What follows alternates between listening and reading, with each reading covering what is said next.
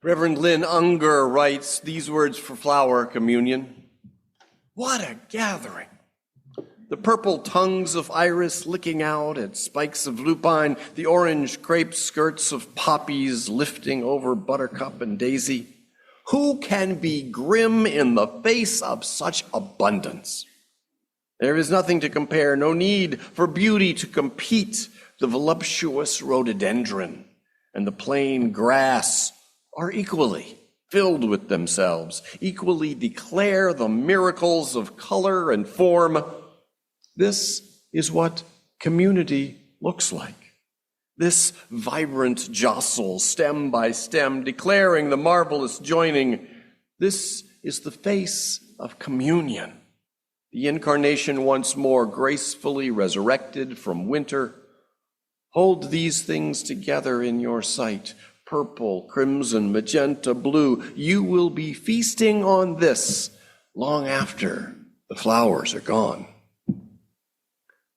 This year, our flower communion, as it often does in this congregation, coincides with the Memorial Day weekend. We are also, as we usually don't do, observing Vesak. So, along with flowers, I will talk today about the flowering of the Dharma Blossoms.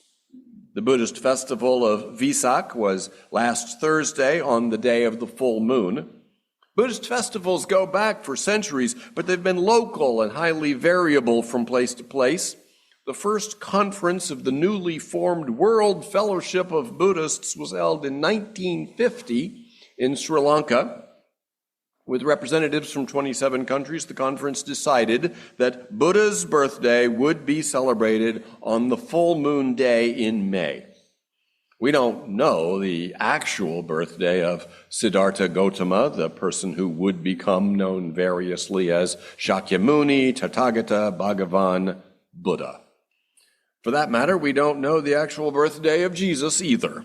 The early church celebrated it in April for a while and then in June before settling on a date that would allow for co-opting the pagan Yule celebrations. The very word Buddhism was coined by Western scholars in the 19th century. The word has no equivalent in Pali, Sanskrit, Chinese, or Tibetan, the languages in which were written the literature that Westerners called Buddhist. That literature propounds Dharma, the teachings, the way, the truth, the law, reality. Once Westerners had made clear to these followers of the Dharma that what they were was something called Buddhists, they digested that for a while and then started adapting and adopting some of the institutional denominational forms of the Westerners, including forming this World Fellowship of Buddhists in 1950. I am a Zen student and practitioner and a founder and leader of Zen centers for over 20 years. In El Paso, I started and for 4 years led the Border Zen Center. In Gainesville, Florida, I started and for 7 years led the Dancing Crane Zen Center. In White Plains, New York, I started and for 10 years led the Boundless Way Zen Center of Westchester. And when I moved here to Iowa not quite a year ago, I did not establish a Zen center. So for the first time since 2002, I am not leading a Zen group. I expect I will again eventually, but for now, I'm enjoying having a couple years of sabbatical from that, practicing and studying on my own at home and sitting in as a visitor when I can with the Des Moines Zen Center and sometimes on Zoom with Awakening Heart Sangha. Zen is the Japanese word which comes from the Chinese word chan, which comes from the Sanskrit word dhyana, which means meditation. Zen Buddhism is Buddhism in which the primary practice is sit down and shut up. Don't concentrate on anything in particular, and don't try to stifle thinking.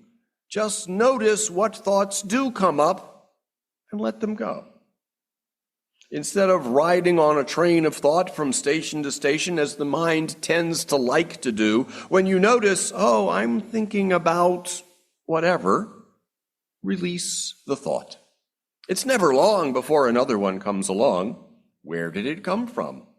Beyond the general fact that it came from your 100 billion neurons trying to take care of you, there's no telling where it came from. Just notice that that thought has arisen and release it, rather than jumping on for the ride. Why would you do this? In my years of leading Zen groups, I've greeted many newcomers, and I've guided them in getting started on the path. People show up at a Zen center because they think something is wrong with them. Their life is broken in some way. They have somewhere heard something that leads them to suppose that this practice might fix them. What they begin to see if they sit down and shut up for 20 or 30 minutes once or twice a day, most days, is that they aren't broke, never have been, don't need fixing.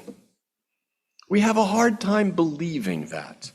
So those of us who keep at it in order to keep relearning, re-remembering that we are, in fact, whole and perfect exactly as we are. Or as we heard that Thich Nhat Hanh says, we are enough. We have enough. Strangely, this does end up easing our suffering. If you take a story about a creator of the universe who is also a lawgiver and you womp it up into a religion, that is, you add priests with distinctive robes and esoteric knowledge that took years of study, which means designating scripture for them to study, and also add special buildings called temples where formalized rituals are enacted, well, you get something like Judaism.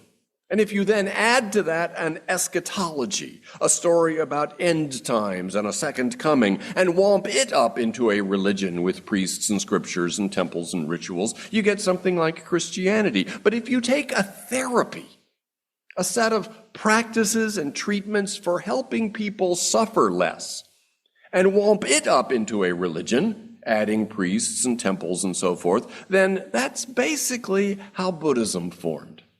It's possible to peel back the religious womping for those who want to. Mindfulness-based stress reduction, for instance, is the Dharma.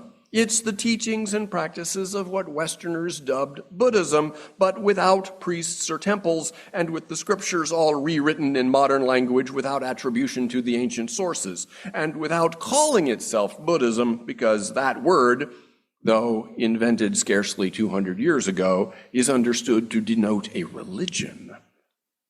Indeed, mindfulness and meditation and the insights of the Dharma afford spiritual deepening available to anyone of any religion. Christians, Jews, Muslims, Hindus, and atheists, and quite a number of Unitarians have all found their religious experience and awareness expanded through sitting down and shutting up, cultivating mindfulness, and reading and talking about Dharma teachings. You don't have to change your religion in order to take up Zen practice and gain the insights of 1,500 years of Zen masters. Some Zen practitioners adopt Zen as their religion, others don't. Those who do find in Zen a complete religion of practice, teachings, experience, and community. Zen, and indeed the Buddhist tradition generally, is available to people of any or no religion as a practice of wisdom, compassion, living in the present moment, and realizing your true self. So what teachings can I pick out to lift up today? The Awakening Heart Sangha has shared with us two helpful teachings: that excessive desires cause suffering, and that the mind's tendency to never feel fulfilled, to insatiably constantly strive for more, can make problems for us. To build on that excellent beginning, or to provide some further grounding for it, we will look today at the customary starting point of Buddha Dharma, and that is what is called the Four Noble Truths, as laid out in the Dhammacakkappavattana Sutta. Tradition has it that this was the Buddha's first talk after he had his great awakening, and we will dive right into that after our interlude.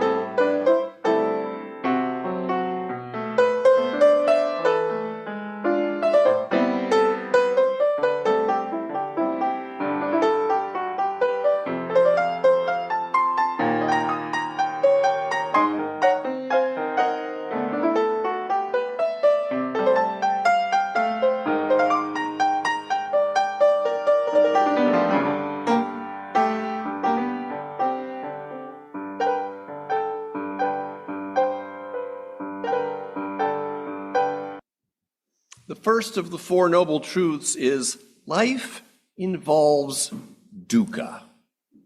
Dukkha is generally translated as suffering or stress or dissatisfaction, but the original reference is to a wheel where the hub, the spot where the axle goes into the wheel, is off-center. Imagine you're riding in a cart where the axle isn't centered on the wheel. It's gonna be a bumpy ride. So life involves dukkha means life is a bumpy ride.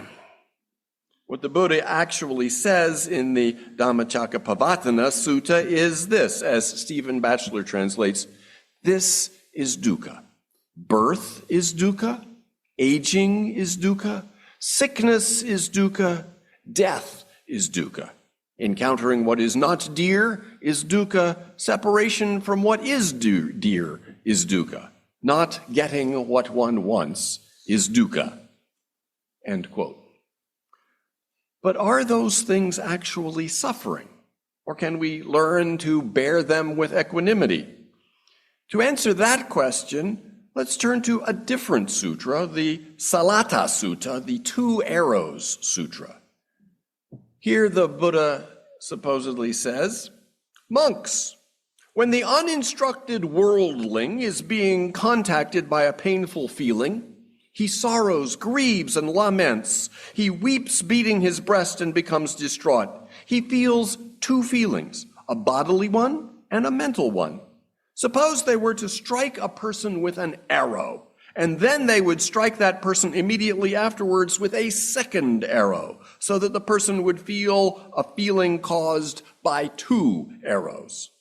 So too, when the uninstructed worldling is being contacted by a painful feeling, he feels two feelings, a bodily one and a mental one.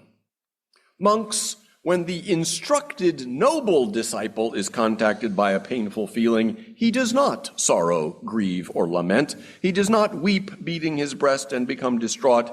He feels one feeling, a bodily one, not a mental one. Suppose they were to strike a person with an arrow, but they would not strike that person immediately afterwards with a second arrow, so that the person would feel a feeling caused by one arrow only. So too, when the instructed noble disciple is contacted by a painful feeling, he feels one feeling, a bodily one, not a mental one. End quote. The key teaching here is that our suffering arises not just from what happens to us, that's the first arrow, but from our reactions and our interpretations of those events. An untrained mind amplifies and proliferates the suffering, which amounts to getting struck by a second arrow. It's our non-acceptance. I don't want this. I don't want it. I don't want it. This shouldn't be happening. That reactivity makes the suffering much worse, like being hit with a second arrow after the first. The first arrow cannot be avoided. Life is going to pierce us from time to time. The practice, however, teaches us how to dodge that second arrow of our reactivity. Notice that dukkha is the first arrow. Recall that the Dhammacakkappavattana said birth is dukkha, aging is dukkha, sickness is dukkha, death is dukkha, encountering what is not dear is dukkha, separation from what is dear is dukkha, not getting what one wants is dukkha. There's no avoiding any of that. We can learn to receive these arrows with equanimity rather than reactivity, and thereby avoid the second arrow. Dukkha's the first arrow, that's unavoidable. Reactivity is the second arrow, that's avoidable. There's a passage from the Upajjhara Sutta that is regularly recited at many Buddhist and Zen centers under the title, The Five Remembrances. I am of the nature to grow old. There is no way to escape growing old. I am of the nature to have ill health. There is no way to escape having ill health. I am of the nature to die. There is no way to escape death. All that is dear to me and everyone I love are of the nature of change. There is no way to escape being separated from them. My deeds are my closest companions. I am the beneficiary of my deeds. My deeds are the ground on which I stand. Those are the five remembrances. And the first three are old age, sickness, and death, unavoidable. And you will remember that those are things explicitly identified as dukkha. Aging is dukkha, sickness is dukkha, death is dukkha. Those are things there's no escaping. First noble truth, life involves dukkha. Second noble truth, the arising of craving. Quoting Stephen Batchelor's translation, this is the arising. It is craving, which is repetitive, wallows in attachment and greed, obsessively indulges in this and that, craving for stimulation, craving for existence, craving for non-existence. This is often interpreted as saying that craving causes the dukkha, but I don't think that's quite right. Craving is our reaction to the fact of dukkha. Birth, aging, sickness, and death aren't caused by craving, but birth, aging, sickness, and death cause us to react against them, to crave that the dukkha go away. First noble truth tells us about the first arrow. That's dukkha. The second noble truth tells us about the second arrow. That follows the first, our reactive craving. First one's unavoidable. Second one is avoidable. Which takes us to the third noble truth, the ceasing. This is the ceasing. The traceless fading away and ceasing of that craving, the letting go and abandoning of it, freedom and independence from it, end quote. We all have had times when we were calm, relaxed, all our needs were met, and we were not reactive. The training, the practice, is learning to be that way more of the time, to dwell more continuously in the ceasing. So the fourth noble truth, then, is the eightfold path for training ourselves in equanimity, acceptance, and the ceasing of reactivity, the avoiding of that second arrow. Stephen Batchelor's translation reads, and this is the path with 8 branches: complete vision, complete thought, complete speech, complete action, complete livelihood, complete effort, complete mindfulness, and complete concentration. What I've been saying is illustrated by a parable from the Buddhist tradition. The Buddha is traveling around through northern India, giving talks. One day after his talk for that day, a farmer comes to visit him. And the farmer says, I attended your public talk. It was beautiful. I was moved. Please help me with my problems. And the farmer started listing his problems. Some of his cows got diseases. The grain market wasn't consistent. Fertilizer prices keep going up. His spouse was sometimes contrary. His children wouldn't do what he told them. The neighbor's dog was harassing his chickens. Finally, the Buddha interrupted him and said, you have 83 problems. This gave the farmer pause. He said, well, I hadn't counted them, but that sounds about right. The Buddha said, I cannot help you with any of them. The farmer was incredulous and angry. You're this great, renowned spiritual teacher, and you can't help me with any of my problems? What about just the dog and the chicken? No, none of them? What good are you? The Buddha said, you will always have 83 problems. Sometimes you'll solve one of them or it'll go away by itself, but another one pops up to replace it. Always 83. However, perhaps I can help you with the 84th problem. The farmer said, what's the 84th problem? Buddha said, you think you should have no problems. Life is problems. Call them challenges if you like, but problems they are, one after another, and always about 83. Another name for these problems is life. We'll always have them, approximately 83 of them, according to the Buddha, but if we crack that 84th problem, then we accept that our problems belong. They come from being the sort of animal we were made to be. If we meet the problems with open hearts, love them, if we are curious about the problems instead of resentful of their presence, interested in where they came from and where they are inviting us to go, then problems are not the obstacles we took them to be. They are not the obstacle. They are the path. Blessed be. Amen.